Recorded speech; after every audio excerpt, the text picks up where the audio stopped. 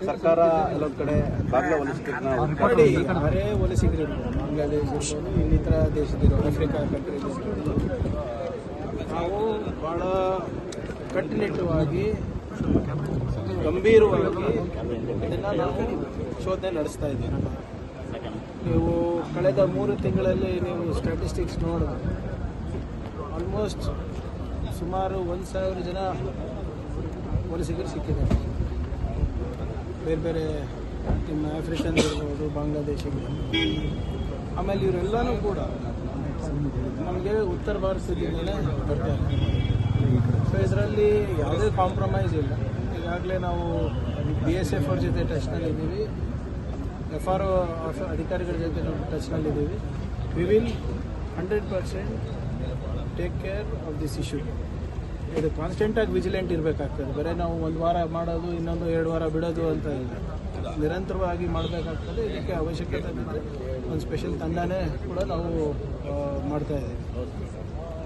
ಮತ್ತು ಭಾಳ ಪ್ರಮುಖವಾದಂಥ ವಿಷಯ ಏನಪ್ಪ ಅಂದರೆ, ಈ ವಿಚಾರದಲ್ಲಿ ಕೇಂದ್ರ ಸರ್ಕಾರ ಸ್ವಲ್ಪ ನೆರವು ಕೊಡಬೇಕಾಗುತ್ತೆ.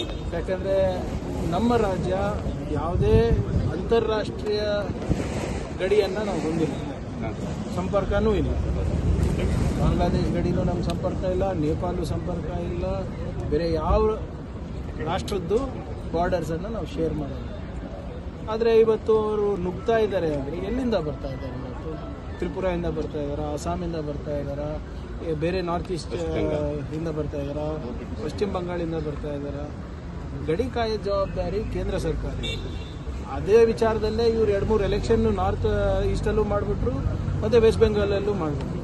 ಆದರೆ ಅವ್ರ ಜವಾಬ್ದಾರಿ ಸರಿಯಾಗಿ ನಿರ್ವಹಿಸ್ತಾ ಇಲ್ಲ ಅಂತ ನನ್ನ ವೈಯಕ್ತಿಕ ಅಭಿಪ್ರಾಯ. ಇಷ್ಟು ದೂರ ಬರ್ತಾ ಇದ್ದಾರೆ ಅಂದರೆ not only hour international borders have become Porus, but also other state borders also becoming Porus ಅಂತ. ಮತ್ತು ಇತ್ತೀಚೆಗೆ ಒಂದು ಹೊಸ ಟ್ರೆಂಡ್ ಪ್ರಾರಂಭ ಆಗಿದೆ ಸೋಷಿಯಲ್ ಮೀಡಿಯಾನಲ್ಲಿ. ಸುಮ್ಮನೆ ಹೋಗೋದು ಸ್ಲಮ್ಗಳಲ್ಲಿ,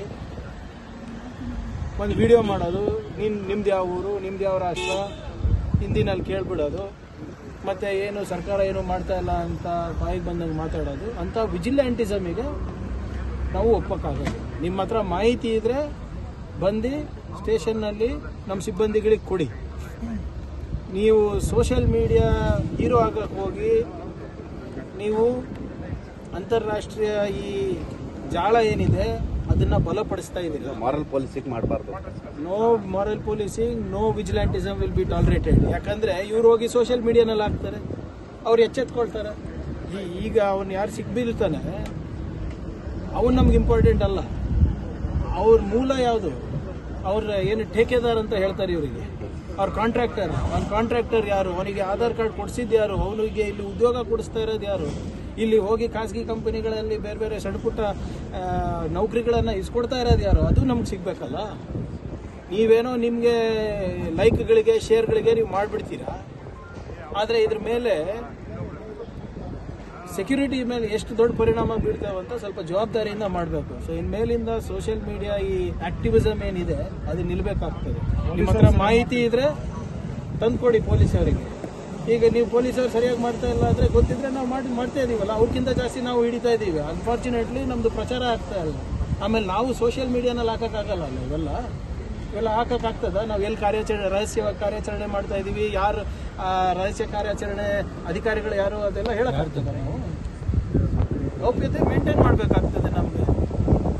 ಆದರೆ ಇವತ್ತು ಇದೆಲ್ಲ ಏನು ನಡೀತಾ ಇದೆ, this will not be tolerated. ನಿಮ್ಮ ಹತ್ರ ನೀವು ನಿಜವಾಗ್ಲೂ ಒಳ್ಳೆ ಪ್ರಜೆ ಇದ್ದರೆ, ನಿಜವಾಗ್ಲೂ ರಾಜ್ಯದ ಹಿತಾಸಕ್ತಿ ಬಯಸ್ತಾ ಇದ್ರೆ give us information, we will act. ನಮ್ಮ ಜೊತೆ ಕೈ ಜೋಡಿಸಿ ಪ್ರಾಪರ್ ವೇಯಿಂದ ಮಾಡಿ. ಒಬ್ಬರಲ್ಲ ನಮ್ಗೆ ಬೇಕಾಗಿರೋದು, ನಮಗೆ ಅವ್ರ ಮೂಲ ಮಟ್ಟ ಏನಿದೆ, ಇವ್ರು ಯಾರು ಎಲ್ಲಿ ಬೆಂಗಾಲಿಂದ ಕರ್ಕೊಂಡು ಬರ್ತಾರೋ, ಡೈರೆಕ್ಟ್ ಬಾಂಗ್ಲಾದೇಶಿಂದ ಕರ್ಕೊಂಡು ಬರ್ತಾರೋ, ಅಸ್ಸಾಮಿಂದ ಕರ್ಕೊಂಡು ಬರ್ತಾರೋ, ಇಲ್ಲಿ ಬಂದು ಎಲ್ಲಿರ್ತಾರೆ, ಯಾರವ್ರಿಗೆ ಆಧಾರ್ ಕಾರ್ಡ್ಗಳು ಕೊಡೋದು, ಆ ಆಧಾರ್ ಕಾರ್ಡ್ ಮೇಲೆ ಯಾರವ್ರಿಗೆ ಉದ್ಯೋಗ ಕೊಡೋದು, ಯಾವ ಆಧಾರದ ಮೇಲೆ ಇವರು ವೆರಿಫಿಕೇಷನ್ ಮಾಡ್ತಾರೋ ಅವೆಲ್ಲ ಗೊತ್ತಾಗಬೇಕಲ್ಲ. So we are very particular about this and we are extremely serious about this. Statistics ನೋಡಿ, ಈಗಾಗಲೇ ಕೆಲವು ಜಾಗದಲ್ಲಿ 1000ಕ್ಕಿಂತ ಹೆಚ್ಚನ್ನು ನಾವು ಆಗಲೇ ಹಿಡಿದಿದ್ದೇವೆ. ಅವರು FROಗೆ ನಾವು ಹ್ಯಾಂಡ್ ಓವರ್ ಮಾಡ್ತೀವಿ. ಇಷ್ಟು